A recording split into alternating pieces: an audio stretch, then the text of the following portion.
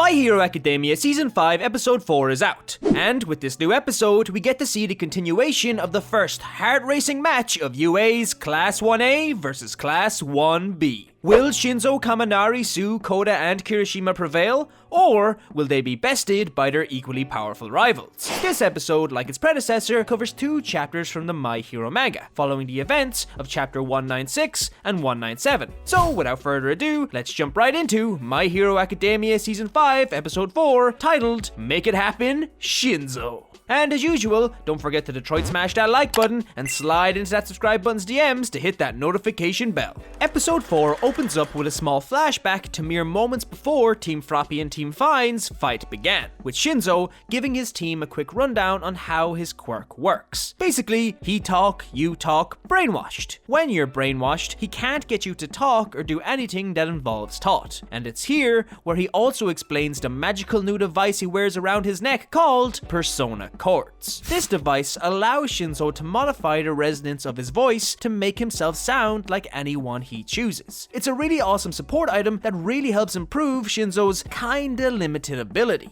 And when Shinso gets done explaining his quirk, the alarm goes off, signifying the start of the exam. And so, Team FROPPY run into this battle relatively unprepared. We then cut back to the present, where Team Vine is currently opening a full can of whoop-ass on Team FROPPY. However, thanks to Shinso's amazing new abilities, Team FROPPY gets a brief moment of relief as by imitating Airblow Go Hardman Tsuburaba, Shinso activates his quirk Brainwash on the beast Jurata. Kaminari seems slightly relieved by this turn of events.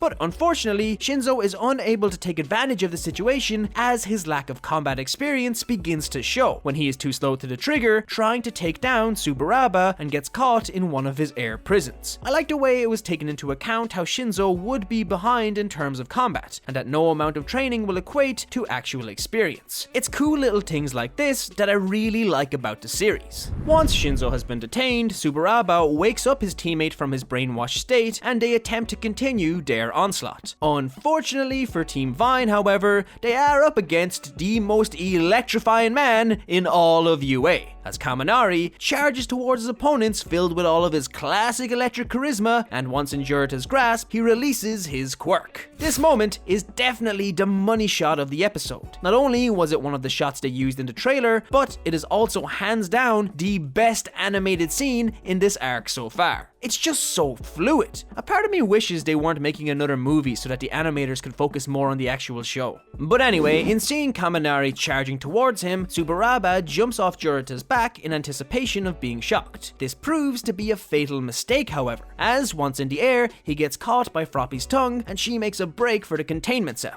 Jurata, having withstood Kaminari's shock in his beast form, begins to hunt down FROPPY in an attempt to save his ally. And it's here where we get a cool little moment that's actually not in the manga, where it cuts back to Class 1A watching these events unfold as they comment on how Class 1B seems to have their classmates outgunned. But Midoriya tells them not to worry as we still have him. And it cuts to Kirishima rising from debris in glorious fashion as he charges in to free Koda from his air prison. Can I get some Kirishima love in the chat, please? Finally, they're showing my man the respect he deserves. That is, until 2 seconds later when Jurata, recognizing the threat, yeets Kirishima away and he gets captured and knocked out of the exercise by Divine Queen Shiozaki. Short-lived, Kirishima. Short-lived.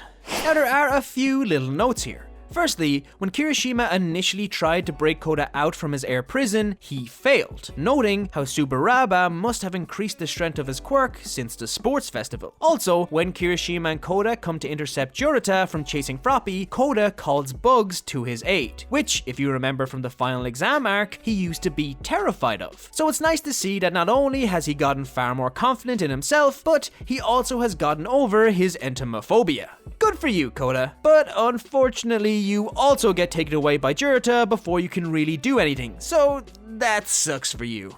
And this initial conflict ends with Jurata having bested both Kirishima and Koda by surprising them with his ability to change size by swapping in and out of his beast form. And so, as the two teams regroup to organize their next plan of attack, 2 members of Class 1A have been captured and only 1 member of Class 1B has. Now there are a good few points I want to mention here, so I'll try to get through them quick. Firstly, we have Vlad King's commentary. As it turns out, he is exactly like Monoma in his hatred for Class 1A, and everything he says is extremely biased against 1A. And I think this is hilarious, and I like to imagine that in their lessons, instead of doing actual work, Monoma and Vlad are just constantly scheming together about different ways they can get a one-up on their rival class. Also, after Froppy captures Tsubaraba, he does have a bit of a pervy reaction to the fact that he was wrapped in Tsu's tongue, which made me realize how gross Tsu's power actually is.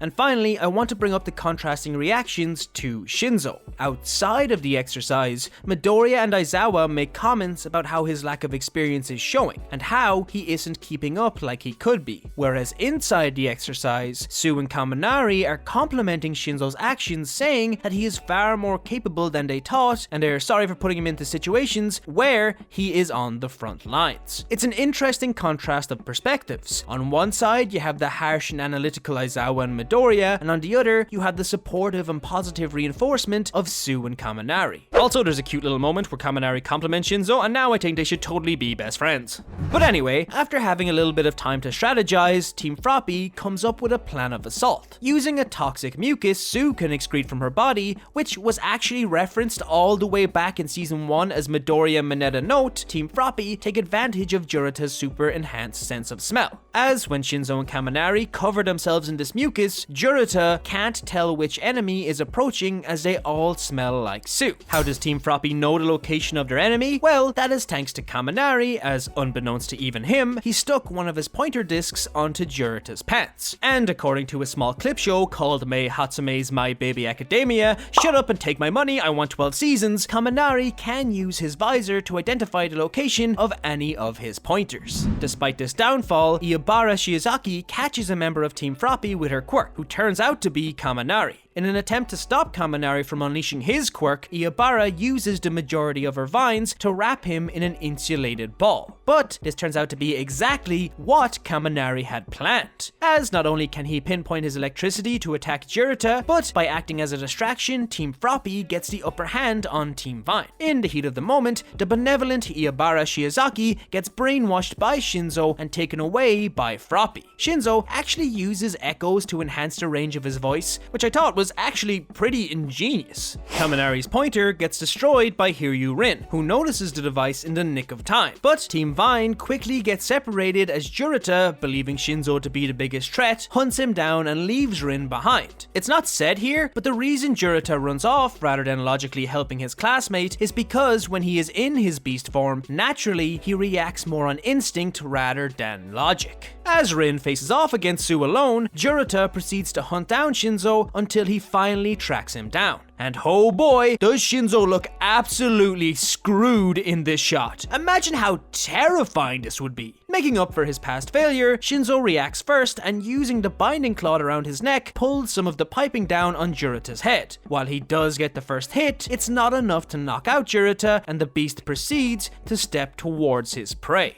During this time, however, Jurata hears Rin's voice calling out to him, telling him to watch out. Believing that it's one of Shinso's tricks, Jurata ignores the request and keeps stepping forward. That is until he hears the voice calling him a Paka Beast, which is a name only his fellow classmates call him. But to the dismay of Monoma and Vlad King, Jurata doesn't turn around in time and gets knocked out by his friend, now turned projectile, thanks to Tsyu. And this episode ends with Class 1A and Shinso coming out victorious as they win the first round of the exercise 4-2. Overall, I really enjoyed this episode. It very much reminded me of the early days of the Sports Festival arc, and seeing the flashback to Season 1 only furthered my belief in what makes this show so amazing is the side characters. I am really looking forward to seeing the rest of this arc animated, and I can't wait to see some of the scenes coming up. But let me know what you thought of this episode. If you liked this video, don't forget to leave a like. For more My Hero content, subscribe to the Lunchtime crew.